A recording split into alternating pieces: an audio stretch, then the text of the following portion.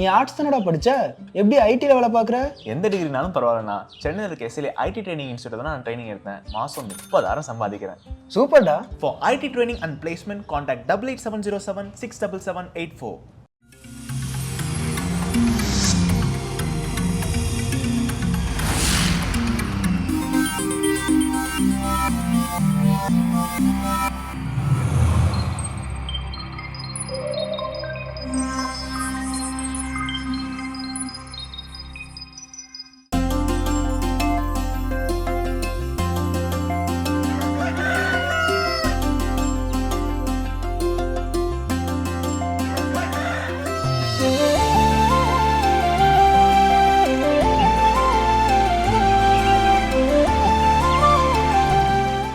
அன்பு நேயர்கள் அனைவருக்கும் இனிய காலை வணக்கம். எங்களுடைய நீங்கள் பார்க்கவிருப்பது மாதா தொலைக்காட்சியின் கடவுள் வணக்கம்.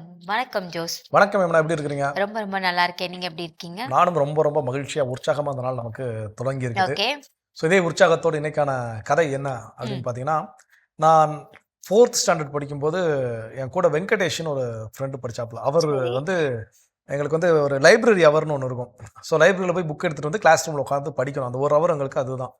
அப்போ அந்த டைம் வந்து ஒரு 45 மினிட்ஸ் பீரியடில் ஒரு 20 மினிட்ஸ் படிச்சுட்டு மீதி 25 மினிட்ஸ்க்கு என்ன பண்ண சொல்லுவாங்கன்னா, யாராவது ஒவ்வொருத்தங்க கதை சொல்லுங்கள், உங்களுடைய டான்ஸ் ஆடுனா டான்ஸ் ஆடுங்க அப்படின்னு சொல்லி எங்களுக்கு சொல்லுவாங்க. அப்போ அந்த வெங்கடேஷ் சொன்ன கதை அது என்ன அப்படின்னா, ஒரு ஊருக்கு ஒரு மிகப்பெரிய துறவி ஒருத்தர் என்ன பண்ணுறாரு, வராரு. அவர்கிட்ட நீங்கள் என்ன பிரச்சனைக்கு தீர்வு கேட்டாலும் ஒரு நல்ல தீர்வு அவர் என்ன பண்ணுவார், கொடுப்பார். அப்போது அப்படி இதை கேள்விப்பட்டு ஒரு 2 நண்பர்கள் என்ன பண்ணுறாங்க, அந்த துறவியை தேடி போகிறாங்க. 2 பேருக்குமே ஏகப்பட்ட பிரச்சனைகள். வாழ்க்கையில் எப்படி முன்னுக்கு வரணும், என்ன ஏதுன்னு தெரியல. உழைக்க ரெடியாக இருக்கிறாங்க, ஆனால் என்ன உழைக்கணுங்கிறது அவங்களுக்கு தெரியலை. அப்போ அப்படிப்பட்ட சூழலில் இவங்க போய் என்ன பண்ணுறாங்க, அந்த துறவியை போய் சந்திக்கிறாங்க. சந்தித்து துறவிட்டு போய் எல்லா விஷயத்தையும் சொல்கிறாங்க. நாங்கள் இப்படிலாம் நினைக்கிறோம், இதெல்லாம் வரணும்னு ஆசைப்பட்றோம், ஆனால் எங்களுக்கு என்ன பண்ணனே தெரியல. அப்படி இப்படின்னு இவங்க உட்காந்து எல்லா ஒப்பாரையும் என்ன பண்ணுறாங்க, வச்சு முடிக்கிறாங்க. அந்த துறவி ஒன்றுமே சொல்ல, சிரிச்சுக்கிட்டே சரி ஓகே இப்போ ஒன்றும் பிரச்சனை தான், ஆளுக்கு ஒரு மாம்பழம் பிடிக்குன்னு சொல்லி என்ன பண்ணுறாங்க, ஆளுக்கு ஒரு மாம்பழத்தை கொடுத்து போயிட்டு வாங்கன்னு அனுப்பி விட்டுருக்காரு. அனுப்பி விட்டா இவங்க 2 பேருக்கும் செம கடுப்பாகி போச்சு. என்ன இது, நம்ம போய் ஒரு பிரச்சனைக்கு தீர்வு கொடுப்பாருன்னு போனால் எல்லா கதையும் கேட்டுட்டு ஒன்றுமே சொல்லாமல் சரிப்பான்னு சிரிச்சுக்கிட்டு 2 மாம்பழத்தை கொடுத்து, இதை மாம்பழத்தை வாங்கி சாப்பிட எங்களுக்கு தெரியாதாங்க, இவர்கிட்ட தான் போய் வாங்கணுமாங்கன்னு சொல்லி 2 பேரும் வர்றப்ப சரி வரது பசிக்கு என்ன பண்ணும், மாம்பழத்தையே சாப்பிடுங்க 2 பேரும் ஆளாளுக்கு சாப்பிட்டுட்டு ஒருத்தன் என்ன பண்ணுறான், அந்த கொட்டையை தூக்கி தூர வீசிட்டு போயாச்சு. இன்னொருத்தன் என்ன பண்ணுறான், போய் பார்க்குறான், சரி இது என்ன பண்ணும், நம்ம வீட்டுக்கிட்ட பசங்க புதைச்சி வைப்போம்னு சொல்லி என்ன பண்ணுறான், வீட்டுக்கிட்ட மண்ணில் போட்டு புதைச்சி. அது விறுவிறுன்னு என்ன ஆகுதுன்னா, கொஞ்ச நாட்களே ஒரு மரமாக வளருது, நிறையா பழங்கள் என்ன பண்ணுது அது கொடுக்குது. அப்போ பக்கத்தில் இருக்கிறவங்க கொஞ்சம் மாங்காய் தாங்களேன் அப்படின்னு கேட்குறாங்க. சரி வாங்க பறிச்சுக்கோங்க. பறிச்சோன்னே தாங்க ஒரு மாங்காய் வெளியே போய் சந்தையில் வாங்கினா எத்தனை ரூபா, நீங்கள் இவ்வளோ கொடுத்துருக்கீங்க, என்னால் அவ்வளோ கொடுக்க முடியாது, ஒரு 2 ரூபா என்ன பண்ணுறோம் குறைச்சி தர வாங்கிக்கோங்க. இவனுக்கு நல்லா தெரிஞ்சு, ஆகா இது ஒரு நல்ல பிஸ்னஸாக போயிடுது, பசங்க மாங்காயை பறிச்சு என்ன பண்ணலாம், விற்கலான்னு மாங்காயை பறிச்சு என்ன பண்ணுறான், விற்கிறான். அப்போ கொஞ்சம் நாள் பறிக்கப்படாத மாங்காய் என்னவா மாறிடும், மாம்பழமாக மாறிடும். அப்போ மாம்பழம் நல்லா இருக்கே, சுவையாக இருக்கே, அப்போ அதை அடுத்து என்ன பண்ணுறது பறிச்சு. ஸோ ஒரு கட்டத்தில் பார்த்தோம் அப்படின்னா இவன் பிஸ்னஸில் பெரிய லெவலில் என்ன பண்ணிட்டான், ஒரு நண்பன் வளர்ந்தாச்சு, இன்னொரு நண்பன் இல்லை. ஸோ இப்போ வாழ்க்கை இது போல தான், வாய்ப்புகள் எல்லாருக்கும் சமமாக என்ன கொடுக்கும். ஆனால் அதை வந்து மூளை உள்ளவர்கள் பயன்படுத்திக் கொள்கிறார்கள், இல்லாதவர்கள் இப்படி வந்து வாய்ப்பை நழுவி விடுகிறார்கள். ஓகே, இந்த சிந்தனையோட நாளை தொடங்கலாம். இப்போ ஆளுதர்சனம் பார்க்கலாம்.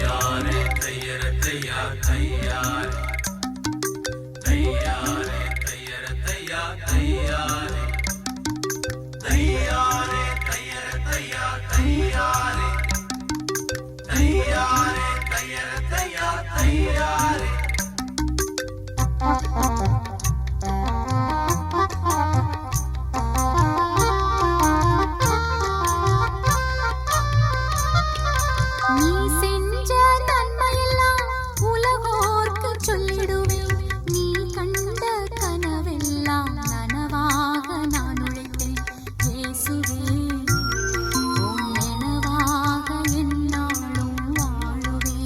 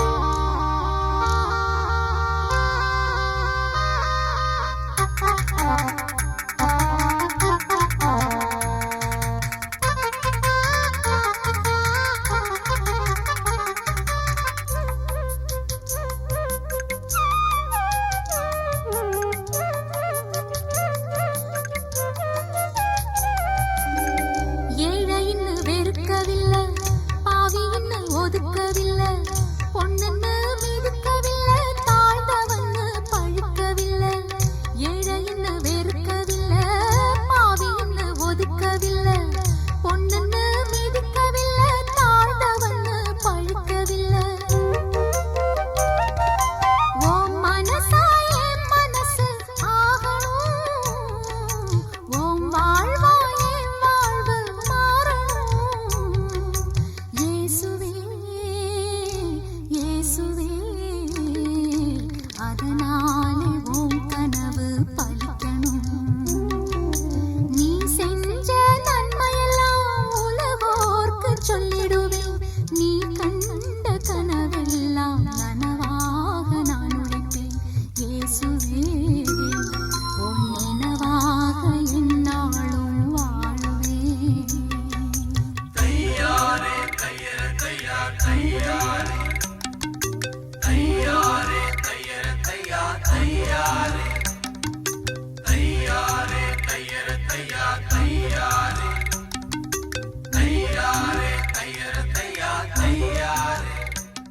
சிறப்பான ஆலய தரிசனம் பார்த்தாச்சு. இன்றைய நாள் சிறப்பா நம்ம வந்து தொடங்கியாச்சு.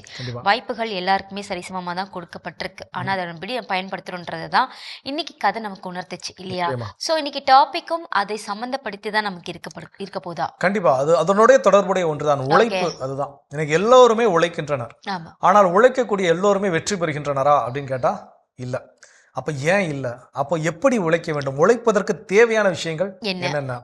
ஒரு திரைப்படத்தில் வந்து ஒரு டைலாக் சொல்லுவாங்க, நான் வந்து கடினமாக உழைச்சேன், ஆனால் என்னால் என்ன பண்ண முடியல, முன்னேறவே முடியல. ஆனால் பிறரோட உழைப்பை நான் என்ன பண்ணேன், எடுத்துக்க ஆரம்பிச்சேன், நான் என்ன பண்ணிட்டேன், உயர்ந்துட்டேன் அப்படிம்பாங்க. ஸோ அது வந்து அதாவது எதெல்லாம் குருட்டு வழியிலையோ நமக்கு குறுக்கு வழியில் வரக்கூடிய விஷயங்கள் எவ்வளோ சீக்கிரம் கிடைக்குதோ அவ்வளோ சீக்கிரம் நம்ம விட்டு என்ன பண்ணிடும், அது போயிடும். ஆனால் உண்மையாக கடின உழைப்பை உணர்ந்து உழைப்பவர்கள் வாழ்க்கையில் என்ன பண்றாங்க, வெற்றி பெறக்கூடிய விஷயம். இதுக்கு நம்ம பலர் என்ன பண்ணலாம் அப்படின்னா, உதாரணமாக என்ன பண்ணலாம் சொல்லலாம்.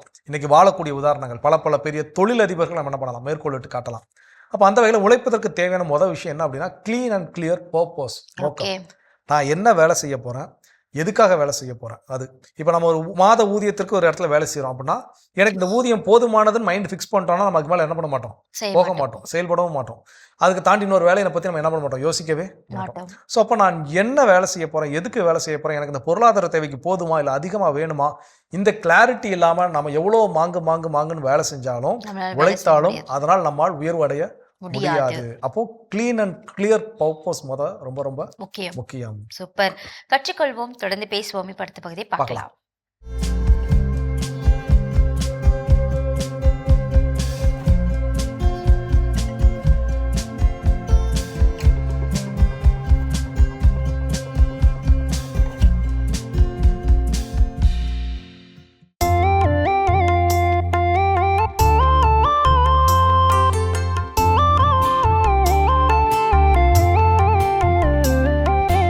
எருசலேமே எருசலேமே, ஆண்டவரை போற்றுவாயாக.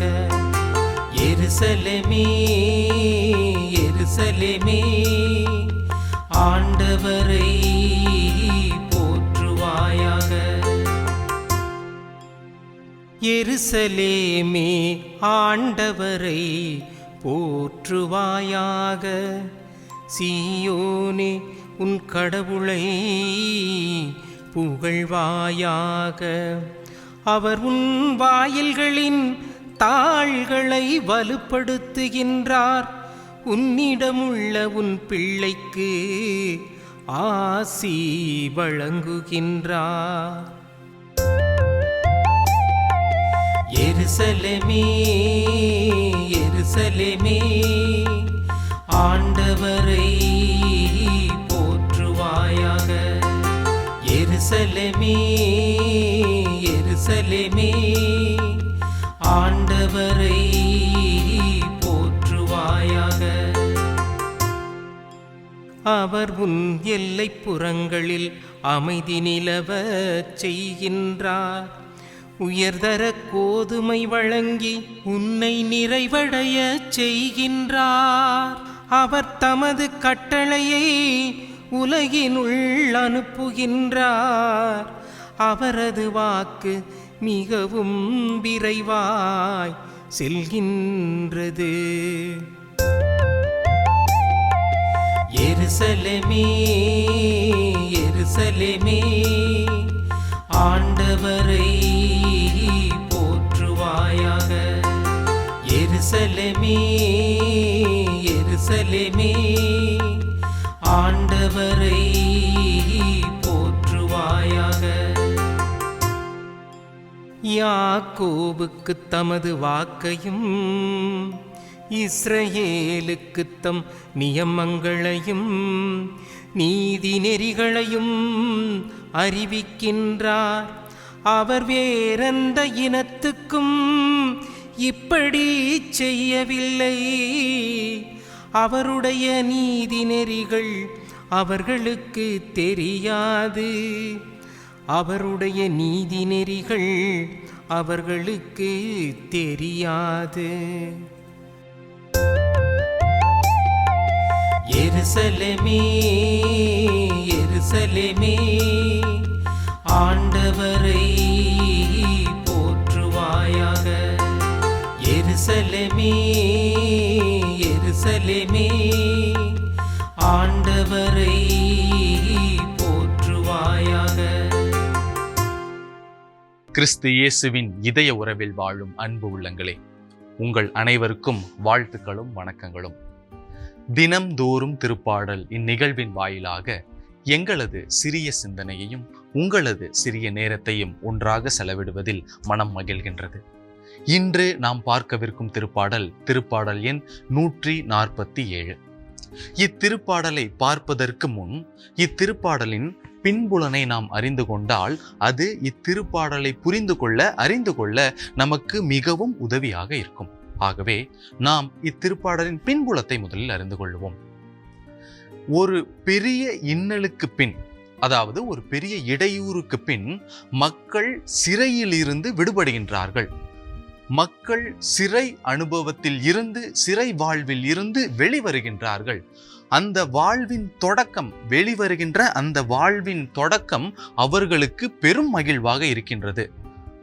ஒரு அரசாங்கத்திடம் இத்தனை நாள் ஒரு அரசாங்கத்திடம் மக்கள் அடிமைப்பட்டு சிறைப்பட்டு இருக்கின்ற அந்த காலம் முடிந்து வாழ்விற்கும் மகிழ்ச்சிக்கும் அன்பை பரிமாறிக்கொள்ளும் உறவின் சங்கமத்திலும் அவர்கள் இணைகின்றார்கள். ஒரு விடுதலை அவர்களுக்கு கிடைக்கின்றது.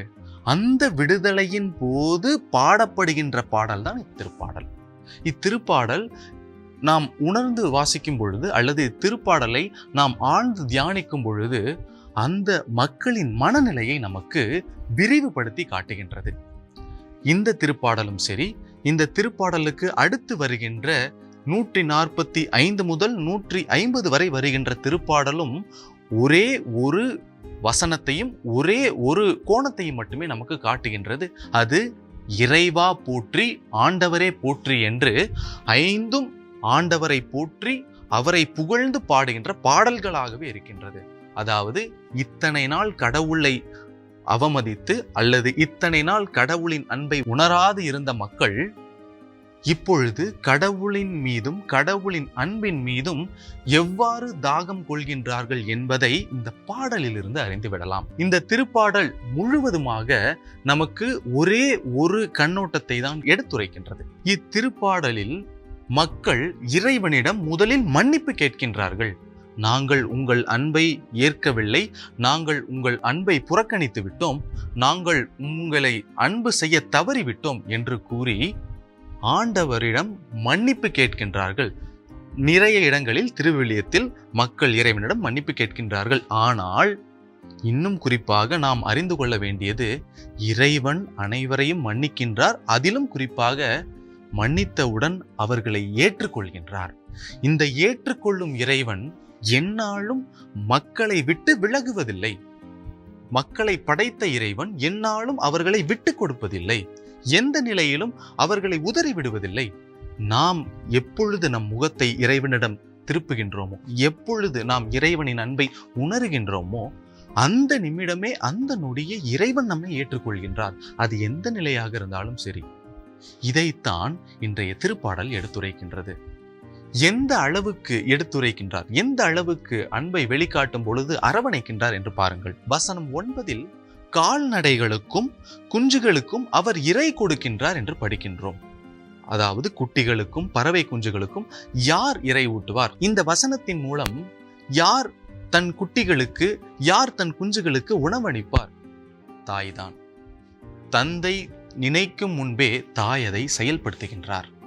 ஆதலால் தான் தாய் உள்ளம் கொண்ட இறைவன், தாய் தந்தையாக வழி நடத்துகின்ற இறைவன், தாயுள்ளம் கொண்ட இறைவன் மக்களின் சொற்கள் பேசுவதற்கு முன்பே, மக்களின் வார்த்தைகள் வெளிப்படும் முன்பே இறங்கி வந்து நம் அருகில் இருக்கின்றார். இதைத்தான் இந்த வாசகம் சொல்கின்றது. அவர் ஒரு தாயுள்ளம் கொண்டவர்.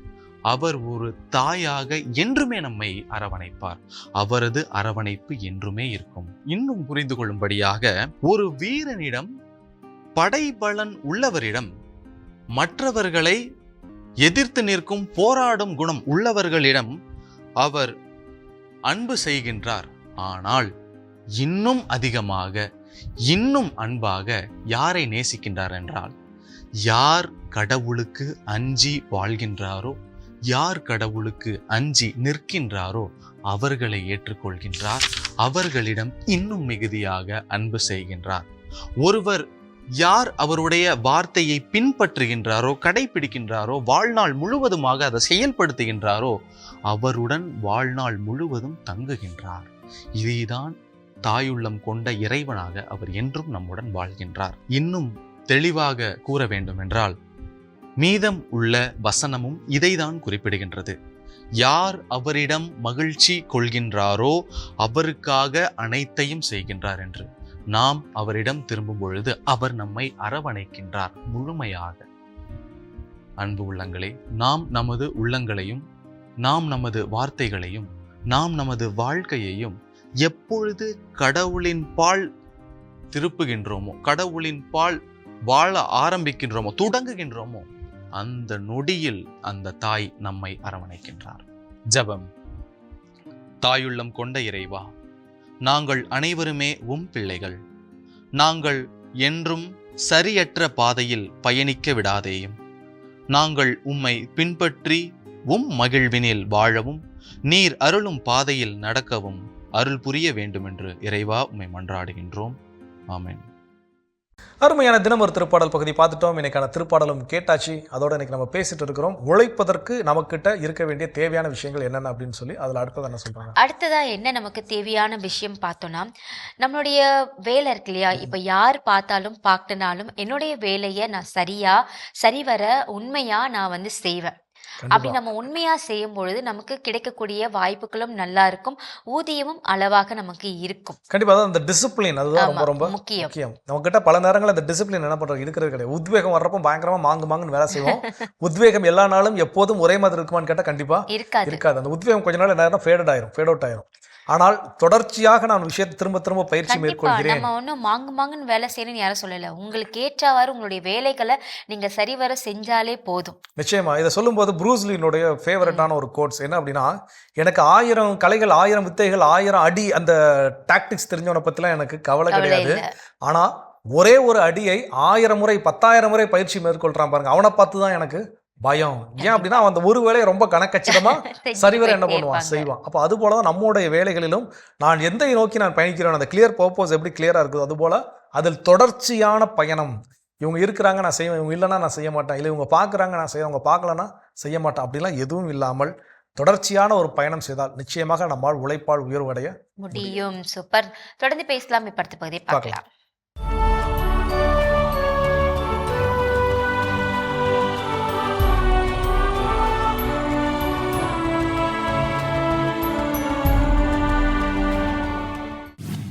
ஜனவரி 9, கேன்டர்பரி புனித ஏட்ரியன். ஆப்பிரிக்க நாட்டில் கிபி 635ஆம் ஆண்டு பாசமிகுந்த குடும்பத்தில் ஏட்ரியன் பிறந்தார். முகமதியர்களின் ஊடுருவல் இருந்த காலகட்டத்தில் பல துயரங்களை அனுபவித்த ஏட்ரியன் துன்பத்திற்கு இடையிலும் தனது இறை அழைத்தலை உணர்ந்தார். பக்தியும் ஒழுக்க பண்புகளும் நிறைந்தவராய் காணப்பட்ட ஏட்ரியன் துறவரம் பூண்டு இளம் வயதிலேயே ஆசிர்வாதப்பர் மடத்தின் தலைவரானார். சிறப்பாய் பணியாற்றும் திறமை உடையவராய் விளங்கிய இவரை திருத்தந்தை விட்டாலியன் ஆயராக நியமிக்க முயன்றபோது தான் அதற்கு தகுதியில்லாதவன் என்று கூறி தனது தாழ்ச்சியை வெளிப்படுத்தினார். நட்பிற்கு மிகுந்த முக்கியத்துவம் கொடுத்த ஏட்ரியன் தனக்கு பரிந்துரைக்கப்பட்ட ஆயர் பணிவாழ்வை தார்சூஸ் நகரைச் சேர்ந்த தியோடருக்கு அளிக்க பரிந்துரை செய்தார். தலைமை பண்பை அதிகம் பெற்றவராய் இருந்த இவர் இங்கிலாந்தின் புனித பேதுரு, புனித பவுல் துறவு மடத்தின் தலைவராய் பணியேற்று பல சிறந்த துறவிகள் உருவாக காரணமானார். கிரேக்கம், லத்தீன் மொழிகளில் புலமை பெற்ற சிறந்த ஆசிரியராய் அறியப்படும் ஏட்ரியன் ஆயராக பொறுப்பேற்றும் கூட தன் வாழ்நாளின் பெரும் பகுதியை குருமானவர்களுக்கு கல்வி புகட்டி அவர்களை ஞானத்தில் வளரச் செய்யும் பணியை செய்தார். ஞானம் நிறைந்த பணியாற்றி கிபி 710 இறந்த ஏட்ரியனின் உடல் பல நூற்றாண்டுகள் கடந்தும் அழியாமல் கண்டெடுக்கப்பட்டது இவர் புனிதராய் வாழ்ந்தார் என்பதற்கு சான்று பகர்கிறது. புனித கேன்டர்பரி ஏட்ரியனின் விழாவை கொண்டாடும் நாம் தோழமையோடு ஞானத்தையும் ஒழுக்கத்தையும் கடைபிடித்து அதை மற்றவர்களுக்கும் கற்றுத்தரும் அனைவருக்காகவும் ஜெபிக்க அழைக்கப்படுகிறோம். சிறப்பான இன்றைய புனிதர் பகுதி நம்ம பார்த்தாச்சு. நாம இன்னைக்கு பேசிட்டு இருக்கோம் உழைப்பதற்கு தேவையான ஒரு செயல்ல அடுத்ததா என்ன செய்யணும். ஸோ அடுத்ததான் நம்ம ஏற்கனவே 2 பார்த்தாச்சு. ஒன்று என்ன அப்படின்னா, நமக்கு பர்பஸ் ரொம்ப கிளியரா இருக்கணும். ரெண்டாவது டிசிப்ளின், அதை ஒழுக்கத்தோடு செய்ய வேண்டும். யார் இருக்கிறாங்க இல்லை அப்படிங்கிறதெல்லாம் இல்லாம இது எனக்கான வேலை, நான் அதை சரிவர செய்வேன் அப்படிங்கிறது. மூணாவது இருக்கக்கூடிய விஷயம் ஏற்கனவே அந்த சொன்னதனுடைய தொடர்ச்சி, அதுதான் கன்சிஸ்டன்சி. தொடர்ந்து என்ன பண்றது, வேலை செய்து கொண்டே இருப்பது. லாக்டவுன் டைம்ஸ்ல நமக்கு எல்லாருக்கும் தெரிஞ்ச ஒரு விஷயம், யாருமே வெளியே வேலைக்கு போக முடியல, வீட்டில் இருக்கக்கூடிய ஒரு சூழல். அப்போ எல்லாருக்கும் என்ன அப்படின்னா, இந்த யூடியூபர்ஸ் நிறைய சம்பாதிக்கிறாங்க, அப்போ நம்மளும் யூடியூப் தொடங்கினா யூடியூப்ல நிறைய பேர் ஸ்டார்ட் பண்ணி வச்சு ஏகப்பட்ட ஸ்டார்ட் பண்ண சேனல்ஸ் இப்போ என்னெல்லாம் சும்மா தான் என்ன பண்ணுது கிடக்குது.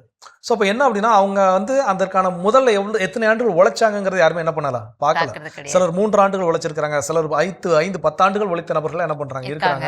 அவங்க அதனுடைய கனியை ரொம்ப லேட்டரா தான் என்ன பண்றாங்க சுவைக்கிறாங்க. ஆனா இன்னைக்கு நம்ம எல்லாமே உடனடியாக கிடைக்கணும்னு ஓடி அதை தொடர்ச்சியாக செய்ய வேண்டும். அந்த கன்சிஸ்டன்ட் நம்ம கிட்ட இருக்கணுங்கிறத பல நேரங்கள் என்ன பண்ணிடுறோம், மறந்து போயிடும்.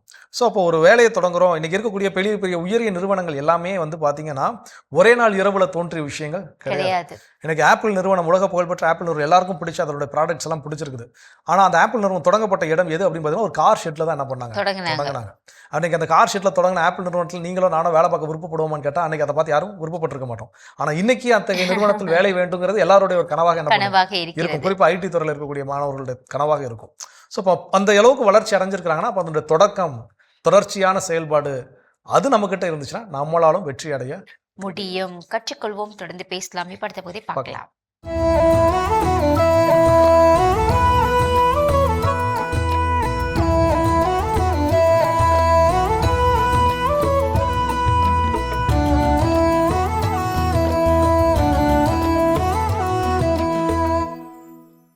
கால்நடை அமைச்சர் அவர். நாட்டின் கால்நடை வளத்தை ஆய்வு செய்ய ஆசைப்பட்டார். ஆய்வாளன் ஒருவனை நியமித்தார். வனத்தின் மையப்பகுதிக்கு அனுப்பி வைத்தார். கால்நடைகளை பற்றிய அறிவில்லா ஆசாமி அவன். மாட்டுக்கும் மானுக்கும் வித்தியாசம் தெரியாமலேயே மெத்தப்படித்த மேதாவி அவன். மறுக்காமல் மைய வனத்தை அடைந்தான். வன விலங்குகளை ஆராய ஆரம்பித்தான். அப்போது அந்த வழியாக போனது ஆடு ஒன்று. அதுவரை ஆட்டையே பார்த்தறியாதவன் அப்படியே நின்று விட்டான். ஆச்சரியப்பட்டபடியே ஆராய ஆரம்பித்து விட்டான். என்ன பிராணி என்று தெரியாத அந்த அப்பிராணி பாவம் எதை ஆராயும்? அநியாயத்திற்கு அப்பாவியாய் நின்றான். ஆய்வு மையத்தில் இருந்த அமைச்சருக்கு தகவல் அனுப்பினான். அமைச்சர் ஐயா, தலையை தொங்க போட்டபடி ஒரு மோசமான பிராணியை பார்க்கிறேன். அது நீண்ட முகத்தோடும் வாய்க்கு கீழே தாடியோடும் இருக்கிறது. பார்க்க அது பரிதாபமாக இருக்கிறது. அது என்ன பிராணி? அடையாளத்தை வைத்து சட்டென புரிந்து கொண்டார் அந்த அறிவாளி அமைச்சர். உடனே பதில் செய்தியை அனுப்பி வைத்தார். தம்பி, நீ விவரித்த பிராணி வேறு எதுவுமாக இருக்க வாய்ப்பில்லை. அது ஒரு விவசாயி. அனுசரணையாய் முடித்தார். அதோடு அன்பாய் பழகு, ஜாக்கிரதை. ஏனென்றால் அந்த பிராணியிடம் ஓர் ஓட்டு இருக்கிறது. கையில் ஓட்டுகளை வைத்துக்கொண்டு ஓட்டாண்டிகளாய் அலையும் ஒரே சமூகம் விவசாய சமூகம்தான். விவசாயம் வாழ வேண்டும் என்றால் விவசாயி வேடம் போட்டவன் அல்ல, விவசாயியே ஆழ வேண்டும். கோடிகளில் புரளும் திரை ஜிகினாக்கள் இயற்கையாய் இறந்தால் கதறி அழுகும் இந்த சமூகம்தான் கடன் சுமை விவசாயிகள் உயிரை விட்டு செத்தால் ஏனோ கண்டுகொள்வதே இல்லை. அருமையான கதைகள் 1000 பகுதி பார்த்துட்டோம். இன்னைக்கான கதையும் சிந்தனையும் கேட்டாச்சு. அதோட நாம இன்னைக்கு பேசிட்டு இருக்கிறோம் கடவுள் வணக்கம் நிகழ்ச்சியில உழைப்பதற்கு தேவையான விஷயங்கள் என்னென்ன அப்படின்னு சொல்லி. அதில் அடுத்தது என்ன சொல்றாங்க? அடுத்தது என்ன சொல்றாங்கன்னா, நமக்கு உழைப்பதற்கு தேவையான ஒரு செயல் அடுத்தது என்னன்னா பொறுமை ரொம்ப ரொம்ப நமக்கு முக்கியம் அப்படின்னு சொல்றாங்க. ஒரு வேலையை நம்ம எவ்வளோ பொறுமையா நம்ம வந்து செய்யறோமோ அந்த வேலை அவ்வளவு அழகா நமக்கு வந்து ஒரு அவுட்புட் நமக்கு கிடைக்கும். கண்டிப்பா. ஆனா அந்த வேலையை நம்ம அறக்க பறக்க நம்ம செஞ்சோம்னா இல்ல என்ன செஞ்சோம் இல்ல என்ன விட்டோம் எதுவுமே நமக்கு தெரியாது. ஒரு சமையல் எடுத்துக்கிட்டாலே அப்படிதான். ஒரு பிரியாணி செய்யணும்னு வச்சுக்கோங்களேன், அந்த பிரியாணிக்கு தேவையான ஒரு விஷயத்த நம்ம போடுறோம்னா அது பக்குவமா வதக்கறதுல இருந்து எல்லாத்தையும் பண்ணாதான் அந்த பிரியாணி வந்து பிரியாணியா வரும். இல்லைன்னா தக்காளி சாதம் மாதிரி தான். இல்ல நான் அவசர அவசரமா பண்ணணும் அப்படின்னு நினைச்சு பண்ணோம்னா அது பிரியாணியா நமக்கு இருக்காது. கண்டிப்பா. ஒரு பிரியாணிக்கே இப்படி நம்ம யோசிக்கிறோம். அப்படி வேலை நம்ம வரும்பொழுது எவ்வளவு நம்ம பொறுமையா நம்ம செய்யணும். நிச்சயமா அந்த பொறுமை ரொம்ப ரொம்ப அவசியம். நீங்க சொன்ன விதமான 2 விதமான பொறுமை. ஒன்று நீங்க சொன்ன மாதிரி அதற்கான கால அளவுனா அந்த கால அளவு என்ன பண்ணணும், கண்டிப்பாக எடுத்துக்கொள்ள வேண்டும். நான் உடனே இன்ஸ்டன்ட் மாதிரி இன்னைக்கெல்லாம் நம்ம ரெடி பண்ண கூடாது. அதான் நீங்க சொன்ன மாதிரி அப்ப பிரியாணியா இருக்காது, தக்காளி சோறு மாதிரி தான் இருக்கும். அப்போ அதே வேளையில் சில விஷயத்துக்கான எஃபோர்ட் நான் என்ன பண்ணிருக்கிறேன், சரிவர செஞ்சிருக்கிறேன். ஆனா அதுக்கான ரிசல்ட் கொஞ்சம் டைம் எடுக்கும்னா அந்த டயத்துக்கும் நான் காத்திருக்கிறது ரொம்ப ரொம்ப முக்கியம். So good things take time. நல்ல விஷயங்கள் நிறைவேறுவதற்கு நடப்பதற்கு அது சில நேரங்கள் என்ன பண்ணும், எடுத்துக்கொள்ளும். அப்போ அந்த நேரத்தை கொடுப்பதற்கு அதற்காக காத்திருப்பதற்கு நாம் கற்றுக்கொள்ள வேண்டும். ஸோ அப்போ உழைப்பதற்கு தேவையான விஷயங்கள்ல பொறுமை காத்திருப்பும் ரொம்ப ரொம்ப முக்கியம். சூப்பர். தொடர்ந்து பேசலாம். இப்ப அடுத்த பகுதி பார்க்கலாம்.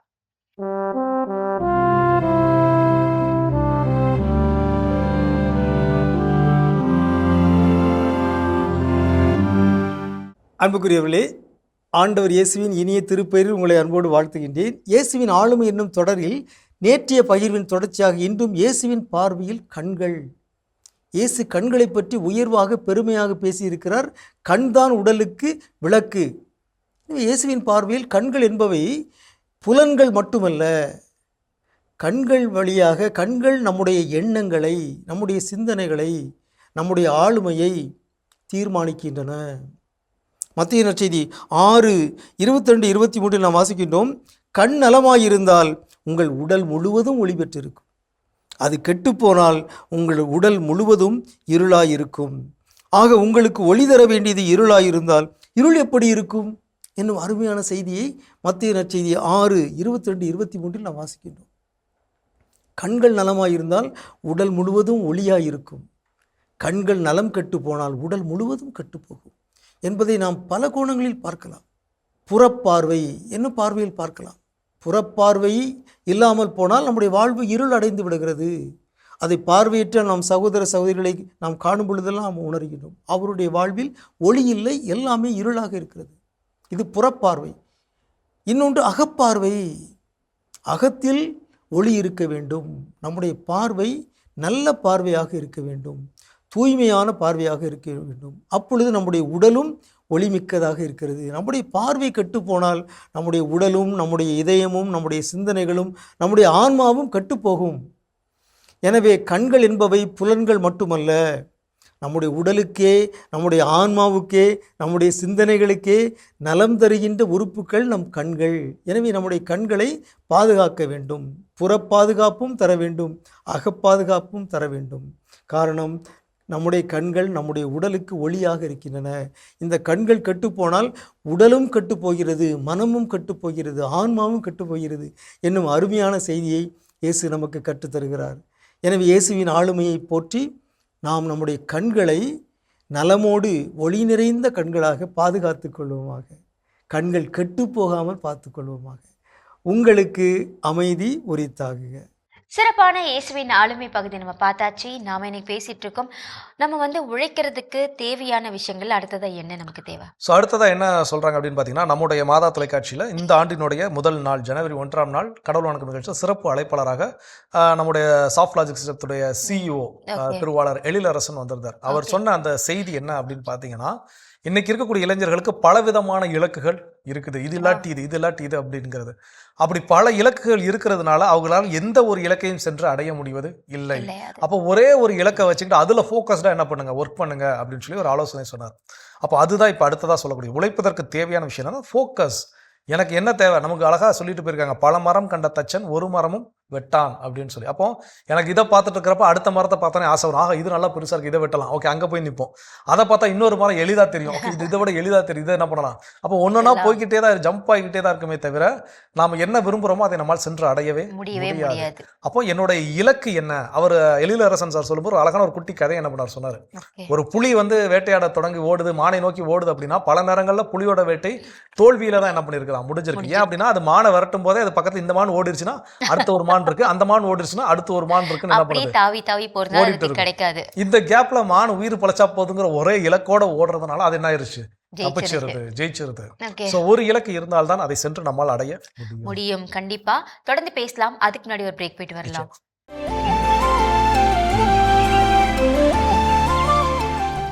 நிகழ்ச்சிகள் உங்களை மீண்டும் அன்புடன் வரவேற்கின்றோம். நீங்கள் பார்த்து கொண்டிருப்பது மாதா தொலைக்காட்சியின் கடவுள் வணக்கம். ஸோ சிறப்பான நாளில் பேசிட்டு இருக்கிறோம். ஏன்னா உழைப்பதற்கு தேவையான விஷயங்கள் என்னென்ன அப்படின்னு சொல்லி அதில் அடுத்ததான் என்ன சொல்றாங்கன்னா, நம்ம மீது நமக்கு ஒரு நம்பிக்கை நமக்கு வேணும் அப்படின்னு சொல்றாங்க. இப்போ நம்ம மேல நம்ம நம்பிக்கை வச்சு ஒரு வேலை செய்யும் பொழுதுதான் நம்ம அந்த வேலையை கரெக்டா செஞ்சு முடிப்போம். இந்த வேலையெல்லாம் என்னால் செய்ய முடியுமா அப்படின்னு நினைச்சேன்னா நம்மளால அந்த வேலையை செஞ்சு முடிக்க முடியுமா? ஸோ எப்பவுமே நம்ம ஒரு வேலையை தொடங்குறதுக்கு முன்னாடி இதை என்னால் கான்ஃபிடென்ட்டாக செஞ்சு முடிக்க முடியும் அப்படின்ற ஒரு நம்பிக்கையை நம்ம மீது நம்ம வைக்கணும். ஃபர்ஸ்ட் கண்டிப்பா முதல்ல நமக்கு ஒரு விஷயம் தோணுது அப்படின்னாலே அதை செய்வதற்கான ஆற்றல் நம்மிடம் இருக்கின்றது அப்படிங்கிறத நாம நம்ப கற்றுக்கொள்ள வேண்டும்.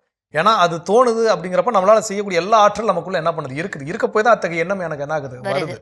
ஸோ அப்போ அதில் நான் கவனம் செலுத்தி என்னை நான் நம்பி செயல்பட தொடங்குகின்ற பொழுது, உழைப்பை கொடுக்கின்ற பொழுது அதற்கான பலனை நிச்சயம் என்னால் அனுபவிக்க முடியும். கற்றுக்கொள்வோம். இன்னும் இது போல வர இந்த விஷயங்கள் உழைப்புக்கு தேவைங்கிறத தொடர்ந்து பேசுவோம்.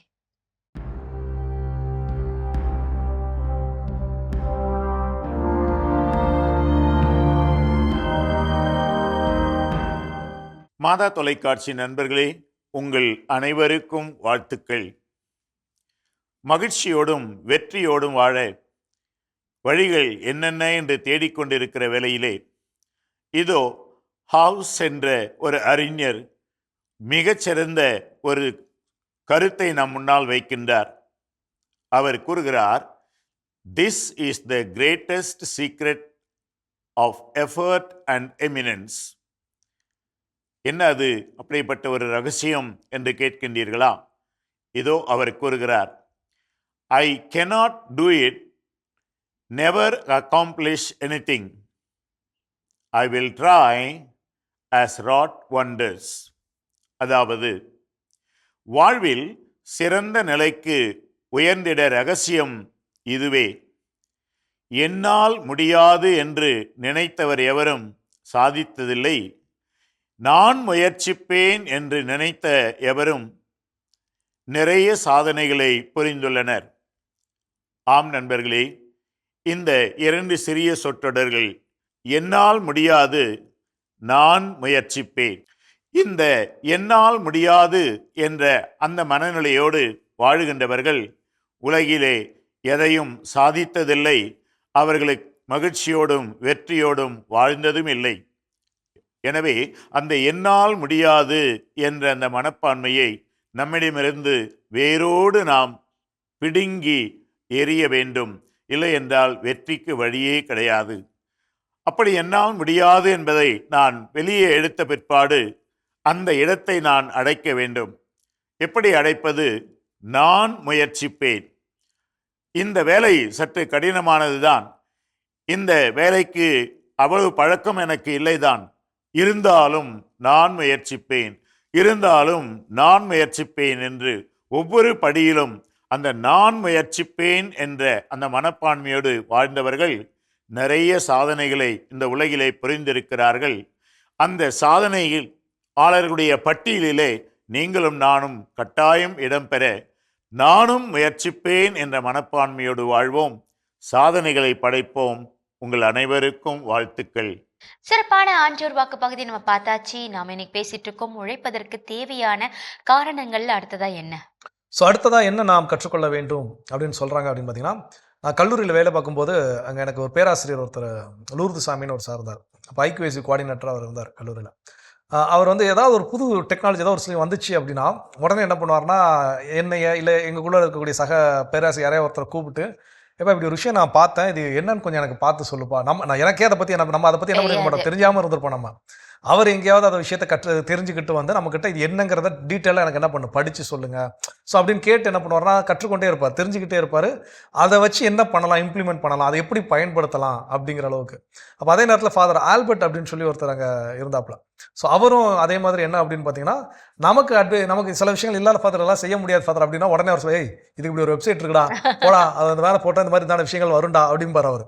ஸோ என்னன்னா, அந்த வயசு அப்படிங்கிறது விஷயம் கிடையவே கிடையாது. ஆனால் நான் உழைக்கின்ற பொழுது கற்றுக்கொள்வதற்கு தயாராக இருக்க வேண்டும். எனக்கு எல்லாம் தெரிஞ்சிருச்சுங்கிற மைண்ட் செட்டோட நம்மளால் உழைத்தோம் அப்படின்னா வெற்றி காணவே முடியாது. நான் இன்னும் கற்றுக்கொண்டே இருக்கிறேன். அது யார்கிட்ட இருந்தாலும் கற்றுக்கொள்வேன். எங்க மேலே இருக்கிறவன்ட்ட இருந்து கற்றுக்கொள்வேன், எனக்கு கீழே சின்ன பையனா இருக்கிறவன்ட்ட இருந்து நான் கற்றுக்கொள்வேன். இப்படிப்பட்ட ஒரு மனநிலை ரொம்ப ரொம்ப முக்கியம். உழைப்பதற்கு இது ரொம்ப ரொம்ப தேவை. சூப்பர்ல, கற்றுக்கொள்வோம், தொடர்ந்து பேசுவோம். அடுத்த பகுதியை பார்க்கலாம்.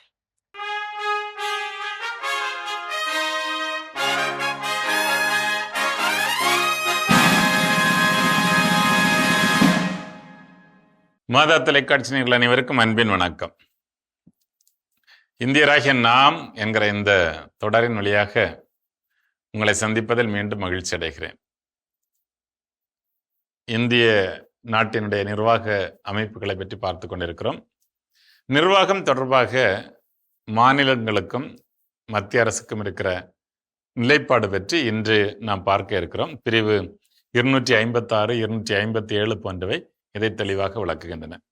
ஏன்னா நிர்வாகத்தில் சட்டம் இயற்றியாச்சு, ஆனால் செயல்பாடு முக்கியம் இல்லையா? அப்போ அந்த நிர்வாகத்தில் தான் பல நேரங்களில் இந்த மோதல் வரும்.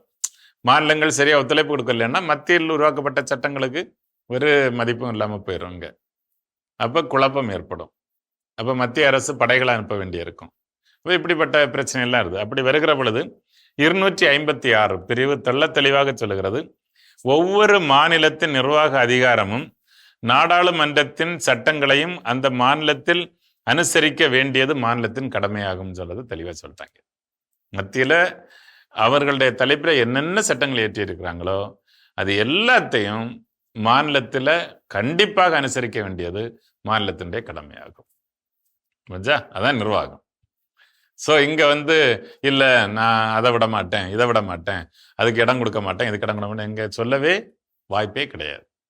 பிரிவு 256 மிக தெளிவாக சொல்லிவிடுகிறது. இதான்ப்பா அவங்க ஒரு சட்டம் ஏற்றி தேசத்திற்காக செய்கிற விஷயங்கள்னு சொன்னால் நீங்கள் கண்டிப்பாக மாநிலம் முழுமையாக கட்டுப்பட்டு அதை அனுசரிக்க வேண்டியது. இப்போ அவங்கள்ட்ட மிலிட்ரி இருக்குது. திடீர்னு நீங்கள் சொல்கிறாங்க, நான் ஒரு மிலிட்ரி படைப்பிரிவை சென்னையில் தாமஸ் மவுண்ட் ஏரியாவில் வைக்க விரும்புகிறேன்னா, இல்லை எங்களுக்கு மிலிட்ரியில் நம்பிக்கை கிடையாது, நான் இங்கே வைக்க மாட்டேன், அப்படியெல்லாம் சொல்ல முடியாது.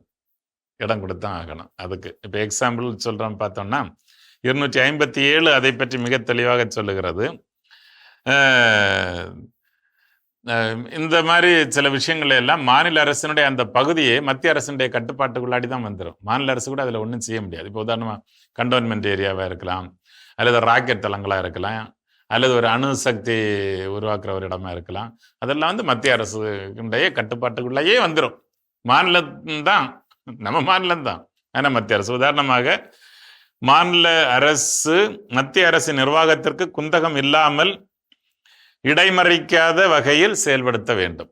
அதான் மாநில அரசுக்கு இருக்கிற கடமை. அது செய்தான் ஆகணும். ஒன்று, தேசிய மற்றும் இராணுவத்திற்கு முக்கியத்துவம் வாய்ந்த விஷயங்களில் நமக்கு பெருசாக நோசே, மாநிலங்கள் கட்டுப்பட்டு தான் ஆகணும். தேசிய மற்றும் இராணுவ சம்பந்தப்பட்ட விஷயங்களுக்கு நம்ம கட்டுப்பட்டு ஆகணும். ரெண்டாவது, தகவல் தொடர்புகளை உருவாக்குதல். அதுவும் ஒரு மாநிலத்துக்குன்னு உருவாக்குறது கிடையாது. அதுவும் ஆல் இந்தியா. அதான். அப்போ தகவல் தொடர்பு தொடர்பான ஏதாவது விஷயங்களை அமைக்கிறது, கட்டமைப்புகளை உருவாக்குறது, அது எல்லாம் அப்படின்னு சொன்னால் அதுக்கும் இடமும் கொடுக்கணும். அந்த நிர்வாகம் மத்திய அரசுடைய கீழ் வந்து விடுகிறது. அந்த அமைப்புகளை உருவாக்குறது மட்டும் இல்லை, அந்த அமைப்புகளை பராமரிப்பதற்கும் மத்திய அரசுக்கு தான் அந்த பொறுப்பு இருக்குது. இப்போ டாட்டா அட்டாமிக் சென்டர் அப்படின்னு சொல்லிட்டு ஒன்று இங்கே அமைக்க போகிறாங்க அப்படின்னு சொன்னால், அல்லது இஸ்ரோவுடைய ஒரு பிரிவு அமைக்க போகிறாங்கன்னு சொன்னால், அது முழுக்க முழுக்க மத்திய அரசுடைய கட்டுப்பாட்டுக்குள்ளாடி வந்துடுது. அதை உருவாக்குறது மட்டும் இல்லை, அதை பராமரிக்கிற பொறுப்பு மத்திய அரசுகிட்ட தான் இருக்குது. ஸோ அதற்கு மாநில அரசு முழுமையாக ஒத்துழைப்பு கொடுக்க வேண்டும். அதற்கான நெறிமுறைகளை உருவாக்கி செயல்பட வேண்டும். அதே போல் பார்த்தோம்னு சொன்னால் நெடுஞ்சாலைகள், தேசிய நெடுஞ்சாலைகள், அப்போ மாநில அரசு நிலம் எடுத்து கொடுக்கணும். நீர்வழிகள், இராணுவத்திற்கு தேவையான உதவிகள் அது வர்றதுக்கெல்லாம் இருப்பு பாதைகள், இதெல்லாம் இந்த மாதிரிப்பட்ட விஷயங்கள், இப்போ ரோடு இதை மாதிரிப்பட்ட விஷயங்கள் எல்லாத்துக்குமே அந்த மாநிலத்தில் அமைப்பதற்கு மாநிலத்துக்கு தனி உரிமை எல்லாம் ஒன்றும் கிடையாது. தேசிய முக்கியத்துவம் வாய்ந்ததாக இருக்கிறதுனால இதனுடைய நிர்வாகம் முழுக்க முழுக்க முழுக்க மாநிலத்திற்குள் இல்லை இருந்தாலும் மாநில அரசு கிடையாது, அது மத்திய அரசுடைய பொறுப்பில் தான் இருக்கும். அதை தொடர்ந்து காலகாலமாக பராமரிக்கிற பொறுப்பு மத்திய அரசுக்கு சொந்தமானது. அதில் மாநில அரசு முழுமையாக ஒத்துழைப்பு கொடுக்கணும். அதுக்கான எல்லா தேவைகளையும் சேவைகளையும் செய்து கொடுக்க வேண்டியது மாநில அரசுடைய பொறுப்பாகும். அப்படிங்கிறத அரசியலமைப்பு சட்டம் இதெல்லாம் எதுக்காக அந்த கூட்டாட்சியை நிலைநிறுத்த செய்வதற்காக நம்முடைய முன்னோர்கள் உருவாக்கி வைத்திருக்கின்ற ஏற்பாடுகள். அது ஒரு முரண்பாடு இல்லாமல் தெளிவாக அந்த ஆட்சி நடக்கணுங்கிறதுக்காக செய்து வைத்திருக்கின்ற வழிமுறைகள் என்பதை நாம் தெளிவாக உணர்ந்து கொள்ள வேண்டும். இந்த நாள் இனிய நாளாக இருக்க வாழ்த்துக்கிறேன். நன்றி, வணக்கம். அருமையான இந்தியராகிய நாம் பகுதி பார்த்துட்டோம். அதோட இன்னைக்கு நம்ம பேசிட்டு இருக்கிறோம் கடவுள் வணக்கம் நிகழ்ச்சியில் உழைப்பதற்கு தேவையான விஷயங்கள் என்னென்ன அப்படின்னு சொல்லி அதில் அடுத்தது என்ன சொல்றாங்கன்னா, நேரத்தை சரிவர நாம் பயன்படுத்த வேண்டும் அப்படின்றாங்க. ஒரு வேலைக்கே தேவையான ஒரு விஷயம் என்னன்னா நேரம் தான். சொன்ன நேரத்துல நம்ம அந்த வேலையை செஞ்சு கொடுக்கணும் அப்படின்ற பொழுது நாம் அந்த நேரத்தை சரியாக கையாளுவது ரொம்ப ரொம்ப முக்கியமா இருக்கு. நிச்சயமா யார் ஒருத்தருக்கு நேரத்தை சரியா கையாள தெரியுதோ அவங்களுக்கு எனக்கு வாழ்க்கையில நல்ல நேரமே இல்லைங்க, எனக்கு எல்லாம் கெட்ட நேரம் அப்படின்னு சொல்றதுக்கு வாய்ப்பே கிடையாது. ஏன் அப்படின்னா அவர் சரிவர எந்த நேரத்தில் நம்ம விவிலியத்தை சொன்ன மாதிரி தான் சீசருக்குரியது சீசருக்கு, கடவுளுக்குரியது கடவுளுக்கு அப்படின்னு சொன்ன மாதிரி நேரத்தை சரிவர பயன்படுத்தினால் என் வேலைக்குரிய நேரத்தை நான் கரெக்டாக உழைக்க பயன்படுத்துவேன். என் குடும்பத்தினரோடு செலவிடுவேன் நேரத்தை கரெக்டாக நான் என்ன பண்ணுவேன், செலவழிப்பேன். அப்போ எல்லாமே கரெக்டாக பேலன்ஸ்டாக போகும்போது வேலை அப்படிங்கிறது ஒரு சுமையாகவே நமக்கு என்ன பண்ணாது, தெரியாது. எல்லாம் மகிழ்ச்சியாகவே நகர்ந்து கொண்டே இருக்கும். அப்போ அந்த வகையில் நேரத்தை சரிவர பயன்படுத்துதல் உழைப்பதற்கு ரொம்ப ரொம்ப தேவையான ஒன்று. கண்டிப்பா தொடர்ந்து பேசலாம். இப்ப அடுத்த பகுதியை பார்க்கலாம்.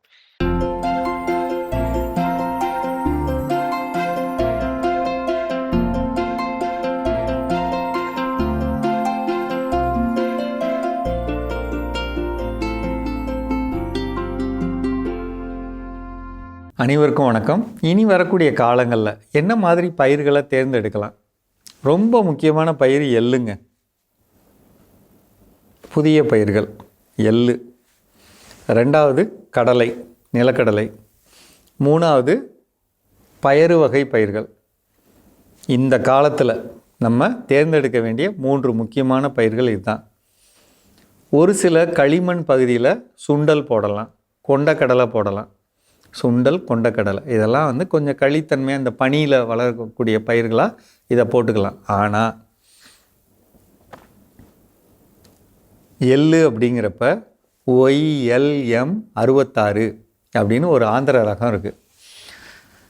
அதிகமான விளைச்சல் தரக்கூடியது.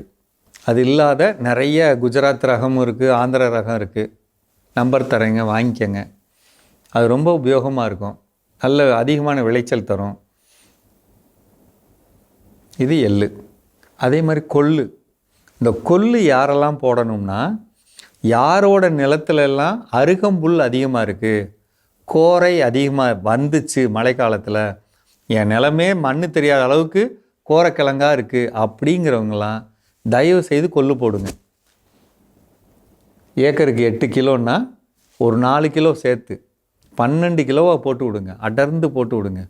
என்ன செய்யும், கோரைக்கிழங்கு உறிஞ்சி எடுத்துரும். அடுத்த வருஷம் பார்த்திங்கன்னா இதில் பாதி ஆகிடும்.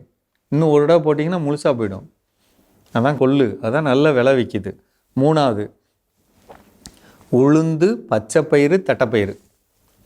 உளுந்தில் மிகவும் சிறப்பான ரகங்கள்லாம் இருக்குது. LGB 904, LGB 932, கோட்டா 3, கோட்டா 3, அதான் ராஜஸ்தான் ரகம். களிமண் நிலத்துலலாம் தெளிவாக 1000 கிலோ கிடைக்குதுங்க. அதே மாதிரி பச்சை பயிறு, அதே மாதிரி தட்டைப்பயிறு. சாமி, தட்டைப்பயிறு போட்டிங்கன்னா எங்கெல்லாம் வந்து 1 அடி உயரத்துக்கு இந்த மாதிரி களைச்செடிகள் வருதோ அந்த நிலத்துலலாம் நீங்கள் இதை உழுது விட்டு போட்டிங்கன்னா அது அதோட உடம்பால் அதை அந்த செடியெல்லாம் மடக்கி கொன்னுடும். அடுத்தடுத்த வருடத்தில் பூக்காது, காய்க்காது. அதே நேரத்தில் நமக்கு லாபமும் கிடைக்கும். அப்போ ஊடு பயிராக போடலாம், ஊடு பயிராகவும் போடலாம், தனிப்பயிராகவும் போடலாம். தட்டைப்பயிறு அதிகமான விளைச்சல் கொடுக்கக்கூடியது, இதை நீங்கள் தேர்ந்தெடுங்க. அடுத்து கடலை. பல பதிவுகளில் சொல்லிட்டேன் நான். கிர்னார் 5, TCGS 1634, இதெல்லாம் வந்து குஜராத் ஆந்திர வகை கடலை. இது இல்லாத நிறைய டேக் 32, பிரகதி, ஒரு 6-7 வகை இருக்குங்க. சிறப்பாக வரக்கூடிய கடலை ரகங்கள். வளர்க்கறதுக்கான வழிமுறைகள்லாம் நம்ம சொல்லித்தரோம். ரொம்ப எளிமையாக இதை பண்ணிட்டோம்னா ஏக்கருக்கு குறைந்தபட்சம் 1000 கிலோலேருந்து 2400 கிலோ வரலும் லாபம் எடுக்கலாம் கடலையில். இந்த கவனத்தோடு செய்யணும். கடலை ரொம்ப முக்கியம். வாய்ப்பு கிடைக்கிறவங்க, தண்ணீர் வசதி இருக்கவங்க மக்காச்சோளம் போடுங்க. மக்காச்சோளம் வந்து ரொம்ப நல்ல பயிருங்க. இனி வரக்கூடிய காலத்தில் யாருக்கெல்லாம் வாய்ப்பு இருக்கோ அவங்க பண்ணலாம். அதாவது தண்ணீர் வசதி இருக்கிறவங்க அப்படி பண்ணலாம். தானிய பயிர்கள்லாம் அது ஒன்று முக்கியம். வாய்ப்பு இருக்கிறவங்க சிறுதானிய பயிர்கள், அதாவது முக்கியமாக சோளம், கம்பு பொதுவானதுங்க.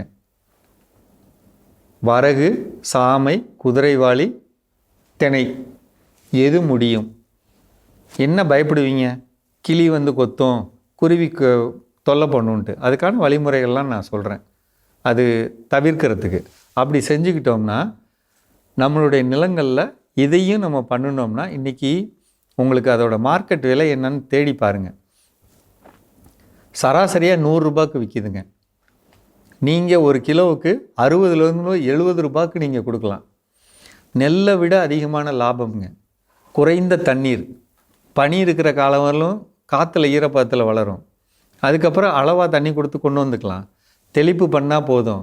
அளவான தண்ணீர். இப்போ நான் சொன்ன பயிர்களெல்லாம் தேர்ந்தெடுங்க. எதுக்கு நான் இதை சொல்கிறேன்னா, இதோட விதைகளை நீங்கள் முன்கூட்டியே வாங்குங்க. தரமான ரகம் எதுன்னு தெரிஞ்சுக்கங்க.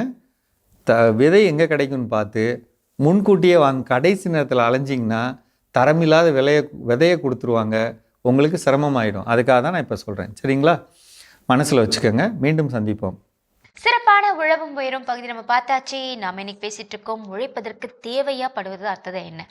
அடுத்ததான் என்ன தேவைப்படுகிறது உழைப்பதற்கு அப்படின்னு பார்த்தீங்கன்னா, உடல் நலமும் மனநலமும் ரொம்ப ரொம்ப முக்கியம்னு சொல்லுவாங்க. கண்டிப்பா. ஏன்னா உடல் இல்லாமல் நம்மளால் என்ன பண்ண முடியாது, வேலை செய்ய முடியாது. உடல் ஒத்துழைக்கல, எனக்கு உடம்பு சரியில்லை அப்படின்னாலே நமக்கு அன்றைக்கி என்ன ஆயிருதுன்னா பயங்கரமாக ட்ரைன் ஆயிடுது. எந்த இயல்பான வேலையும் கூட நமக்கு செய்ய என்ன பண்ண முடியல, உடல் ஒத்துழைக்காது. அப்போ அது ஓய்வை விரும்புகிறது. அப்போ அதற்கு தேவையான ஓய்வு என்ன பண்ணணும், கரெக்டாக கொடுக்கணும். நான் கடினமாக உழைக்கிறேன் அப்படின்னு சொல்லி ஒரு நாளைக்கு நான் 18 மணி நேரம் உழைக்கிறதுலையோ இல்லை 20 மணி நேரம் உழைக்கிறதுலையோ என்னால் வெற்றி அடைய முடியுமான்னு கேட்டால் கண்டிப்பாக கிடையாது. உழைக்க வேண்டிய நேரத்தில் உழைப்பு, ஓய்வு எடுக்க வேண்டிய நேரத்தில் ஓய்வு. அப்போ இது உடல் நலத்தையும் நல்ல விதமாக பாதுகாக்கும், மனநலத்தையும் என்ன பண்ணும், பாதுகாக்கும். பல நேரங்களில் கம்ப்யூட்டரில் உட்காந்து ப்ரோக்ராமிங் உட்காந்துருப்போம், விடிய உட்காந்துருப்போம், எல்லாம் கரெக்டாக இருக்கிற மாதிரியே தெரியும். ஆனால் அவுட்புட் என்ன ஆகாது, வராது. அப்புறம் ஒரு 10 நிமிஷம் 15 நிமிஷம் வெளியே எங்கேயாவது போயிட்டு வந்துட்டு திரும்ப உட்காந்து பார்த்தோன்னா தான் அதில் என்ன எரர் இருக்குங்கிறது கண்ணுக்கு என்ன ஆகும் தெரியும். அதில் ஒரு கமா போடாமல் போட்டிருப்போம், இல்லை ஒரு ஃபுல் ஸ்டாப் எக்ஸ்ட்ரா என்ன பண்ணியிருப்போம், போட்டிருப்போம். அதனால அது மனநலம். ஏன்னா அந்த ஒரு ப்ரெஷர் உண்டு பண்ணி என்ன என் கண்ணு முன்னாடி இருக்குன்னே நமக்கு என்ன ஆயிரும், தெரியப்படாமல் பண்ணியிருக்கும். ஸோ அப்போ மனநலமும் உடல் நலமும் ரொம்ப ரொம்ப முக்கியம். சூப்பர். தொடர்ந்து பேசலாம். இப்போ அடுத்த பகுதி பார்க்கலாம்.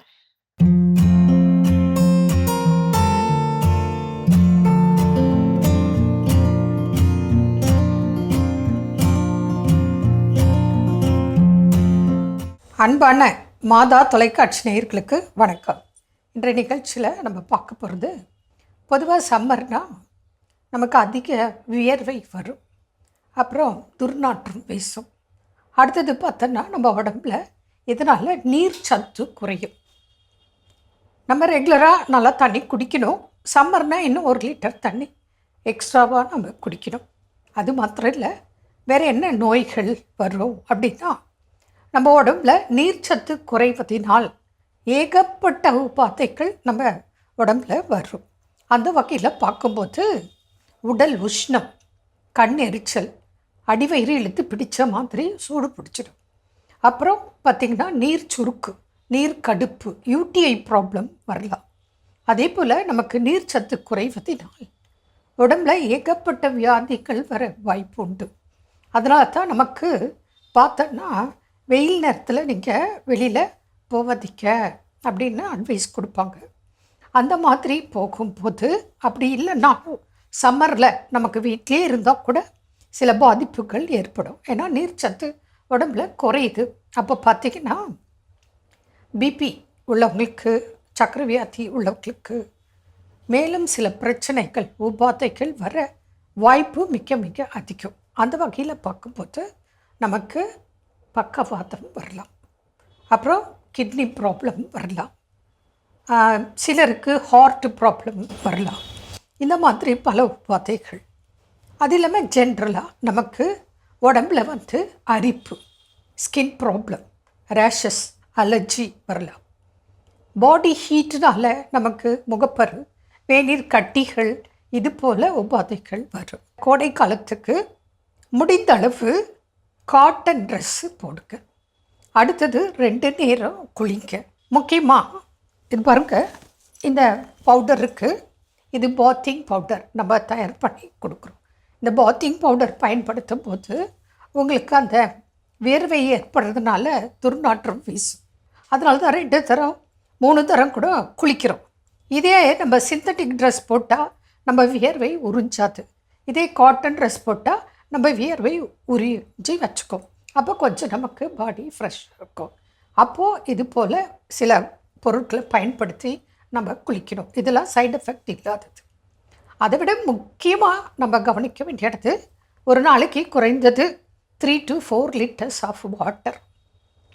முக்கியமாக உணவில் என்ன கடைப்பிடிக்கணும் அப்படின்னு பார்த்தோன்னா, இளநீர், மோர், நன்னாரி சர்பத், மேலும் சீசனபிள் ஃப்ரூட்ஸுன்னு இருக்குது. இப்போ பார்த்திங்கன்னா நமக்காகவே நுங்கு, அதுக்கப்புறம் பார்த்தோன்னா வாட்டர்மிலான், மஸ்குமிலான், மற்ற பழ வகைகள், கரும்புச்சாறு, இப்படி கிடைக்கக்கூடிய பழங்களையும் பழச்சாறுகளையும் உணவில் அதிகமாக எடுத்துக்கணும்.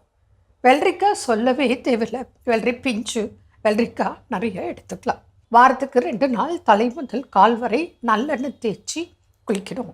இல்லை ஒரு நாள் நல்லெண்ணெய் தேய்ச்சி குளிக்க, ஒரு நாள் தேங்காய் எண்ணெய் தேய்ச்சி குளிக்கலாம். இது இல்லாமல் ஹோம் ரெமெடி உங்களுக்கு நான் சொல்கிறேன். என்ன பண்ணணும் அப்படின்னா, இப்போது சோத்து கத்தாழை வீட்டில் இருந்தால் அதை எடுத்து அந்த ஜெல்லை தோல் சீவிட்டு நடுவில் கிடைக்கக்கூடிய ஜெல், அந்த ஜெல்லை 7 முறை வாஷ் பண்ணணும். அதுக்கப்புறம் அதில் மோர் போட்டு அரைச்சி நீங்கள் குடிக்கலாம். அதில் சின்ன வயசாக இருக்காங்க, எந்த ப்ராப்ளமும் இல்லை அப்படின்னா அவங்க கருப்பட்டி சேர்த்துக்கலாம். இதே டயபெட்டிக் பேஷண்ட் இல்லை ஹைப்பர் டென்ஷன் உள்ளவங்க எதுவும் போட வேண்டாம். வெறும் மோர், சொத்து கத்தாழை ஜெல் அரைச்சி குடிக்கலாம்.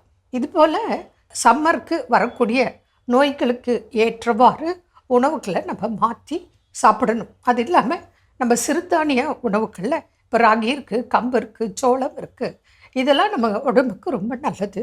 அதே போல் சாமை, திணை, வரகு, குதிரைவாலி, இந்த மாதிரி சிறுதானிய உணவுகள் இருக்கு இல்லையா, அதிலெல்லாம் நீங்கள் கஞ்சி செஞ்சு மோர் போட்டு சாப்பிடலாம். இல்லை அதில் சாதம், களி, புட்டு அதெல்லாம் செஞ்சு நீங்கள் கருப்பட்டி போட்டு இந்த மாதிரி உணவுகளை நல்லா நம்ம சாப்பிட்டு வந்தோம்னா சம்மருக்கு மேக்சிமம் சில பிரச்சனைகளிலிருந்து தவிர்த்து வாழ முடியும்.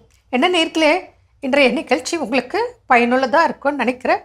மீண்டும் நாளை சந்திப்போம். நன்றி. அன்னை மரியே வாழ்க.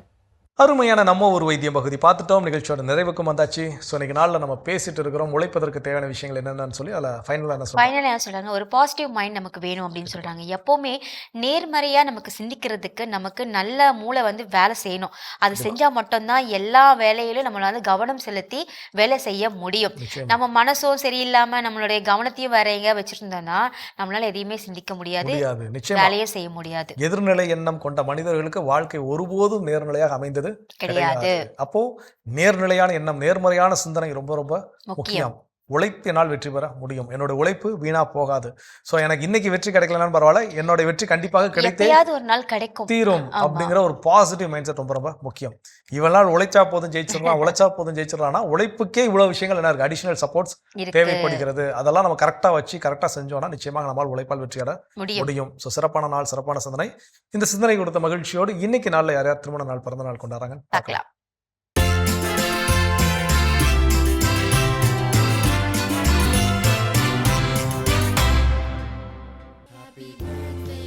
வேலூர் மறைமாவட்டத்தை சேர்ந்த முதன்மை குரு பேரருட்பணி எம். ஜான் நிக்கோலஸ் இன்று தனது பிறந்த நாளினை கொண்டாடுகிறார். இவரை வாழ்த்துபவர்கள் குடும்பத்தினர், உறவினர்கள் மற்றும் நண்பர்கள். மாதா தொலைக்காட்சியில் பணிபுரியும் ஜூலியராஜ் இன்று தனது பிறந்த நாளினை கொண்டாடுகிறார்.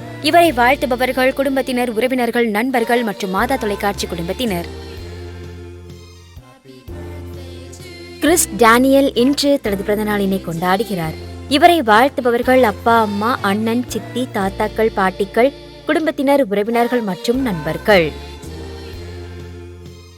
சிறப்பான விழாக்களும் பகுதி நம்ம பார்த்தாச்சு. நாம இன்னைக்கு விழாக்களை கொண்டாடின எல்லாருக்கும் வாழ்த்துக்களை தெரிவித்துக் கொண்டும் அவங்களுக்கான இறையாசிரும் காத்துட்டு இருக்கு, அதையும் பார்க்கலாம்.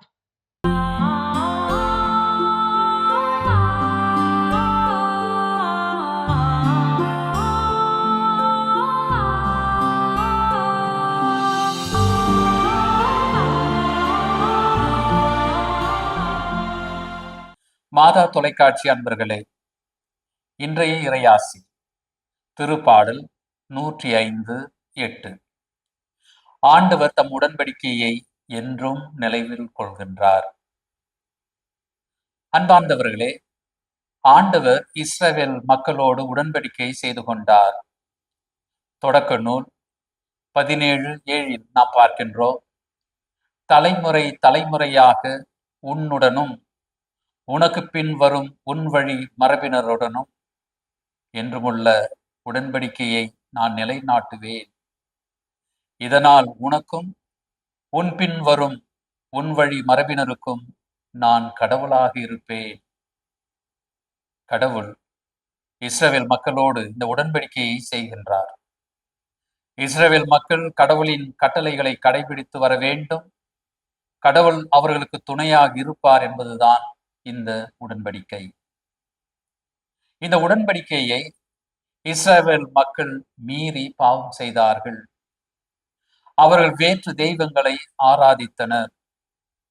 எகிப்தின் அடிமைத்தளத்திலிருந்து, பார்வோனின் அடக்குமுறையிலிருந்து விடுவித்த இறைவனை மறந்து வேற்று தெய்வத்தை நாடினர்.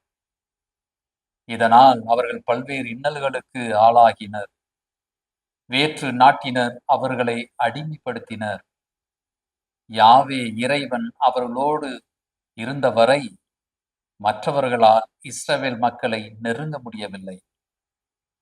ஆனால் அவர்கள் உண்மையான தெய்வமாகிய யாவே இறைவனை விட்டு பிரிந்தபோது அவர்கள் வேதனையை அனுபவித்தனர். இவ்வளவு நன்றி மறந்த நிலையிலும் யாவே இறைவன் அவர்களை கைவிட்டு விடவில்லை. அவர்தான் இஸ்ரவேல் மக்களோடு செய்த உடன்படிக்கைக்கு பிரமாணிக்கமாயிருந்தார். அவர்கள் கடவுளை விட்டு சென்றாலும் இறைவன் அவர்களை கைவிடாத தெய்வமாக இருந்தார். இறைவன் நம்மோடும் உடன்படிக்கையை செய்து கொள்கின்றார். ஒவ்வொரு அருட்சாதனத்தை பெறுகின்ற போதும் நாமும் கடவுளோடு உடன்படிக்கை செய்து கொள்கின்றோம். கடவுள் எந்நாளும் உண்மையாக இருக்கின்றார். ஆனால் நாம் கடவுளுக்கு உண்மையாக இருப்பதில்லை. அந்த நிலை மாற நாம் கடவுளின் அருள் வேண்டி, நாம் கொடுக்கும் வாக்குறுதியில் நிலைக்க வேண்டி மன்றாடுவோம். எல்லாம் வல்ல இறைவன், தந்தை, மகன், தூயாவியார் நாம் எதற்காக படைக்கப்பட்டோம், அழைக்கப்பட்டோம் என்ற இலக்கு தெளிவுடன் வாழ பணியாற்ற அருள் தருவாராக. ஆமென். மிகச்சிறப்பு. நம்ம அன்பு ஆயரோட இறையாசர் நம் அனைவருக்கும் நிறைவாக கிடைச்சிருக்குது. இந்த மகிழ்ச்சியோடு இன்றைய நாளில் நாம் கற்றுக்கொண்ட சிறப்பான ஒரு பாடம், நம்முடைய வாழ்வில் உழைத்தால் நிச்சயமாக வெற்றி அடைய முடியும், எந்த மாற்று கருத்தும் கிடையாது. விவிலியத்திலே சொல்லப்பட்டிருக்குது, உழைக்க மனமில்லாதவன் உண்ணலாகாது அப்படின்னு சொல்லி. அப்போ உழைப்பு ரொம்ப ரொம்ப முக்கியம். அந்த உழைப்பிற்கு கூடுதலாக தேவைப்படக்கூடிய அந்த பக்கபலமான விஷயங்கள் என்ன ஃபோக்கஸ்டாக வேலை செய்கிறது, தொடர்ச்சியாக கன்சிஸ்டன்சி இருக்கிறது, ஸோ நேர்மறையான எண்ணத்தோடு நான் அதை அணுகுவது, இப்படின்னு பல விஷயங்கள் இன்றைக்கி என்ன பண்ணியிருக்கோம், சிந்திச்சிருக்கிறோம். இதில் ஏதோ ஒரு சில குறைபாடு தான் நம்மை வெற்றியடைய விடாமல் என்ன பண்ணியிருக்கு, தடுத்து கொண்டே இருக்கிறது. அதை சரி செய்து கொண்டு நம் வாழ்வில் வெற்றியடைய இறைவனின் துணையை கேட்டு இன்னைக்கு நம்ம நிகழ்ச்சி நிறைவு செய்தனால் இனிதே தொடங்கலாம். அன்பானவர்களே, உழைப்போம், உயர்வோம், மகிழ்ந்திருப்போம் என்ற இந்த சிந்தனையோடு இன்றைய கடவுள் வணக்கம் நிகழ்ச்சியை நாங்கள் நிறைவு செய்கிறோம். இந்த நாள் இனிய நாளாக அமைய மாதா தொலைக்காட்சியின் வாழ்த்துக்களும் ஜெபங்களும். மீண்டும் உங்களை கடவுள் வணக்கம் நிகழ்ச்சியில் சந்திக்கும் வரை உங்களிடமிருந்து விடைபெறுகின்றோம். இயேசுவுக்கே புகழ். மரியே வாழ்க. நீ ஆர்ட்ஸ் தானடா படிச்ச, எப்படி ஐடியில் வேலை பார்க்குற? எந்த டிகிரினாலும் பரவாயில்லண்ணா. சென்னையில் இருக்க எஸ்எல்ஏ ஐடி ட்ரைனிங் இன்ஸ்டியூட் தான் நான் ட்ரைனிங் எடுத்தேன். மாதம் 30,000 சம்பாதிக்கிறேன்.